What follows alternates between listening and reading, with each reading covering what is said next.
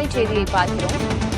மாஞ்சோலை விவகாரத்தில் நீதிமன்ற வழிகாட்டுதலின்படி நடவடிக்கை எடுக்கப்படும் என்று சட்டப்பேரவையில் அமைச்சர் மதிவேந்தன் பதிலளித்திருக்கிறார்.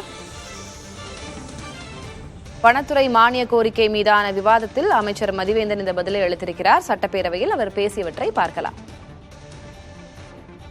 களக்காடு முண்டதுறை புலிகள் காப்பகத்தில் அமைந்துள்ள மாஞ்சலை தோட்ட பகுதியானது தமிழ்நாடு அரசு பாம்பே பர்மா ட்ரேடிங் கார்ப்பரேஷன் நிறுவனத்திற்கு குத்தகை விடப்பட்ட பகுதியாகும்.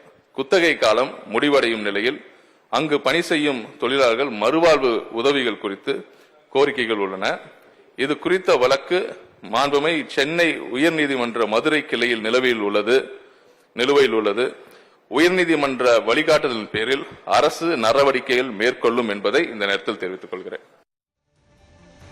வனத்துறை மானிய கோரிக்கை மீதான விவாதத்தில் அமைச்சர் பேசியதை பார்த்தோம். மாஞ்சோலை விவகாரம் குறித்து அவர் பேசியிருக்கிறார்.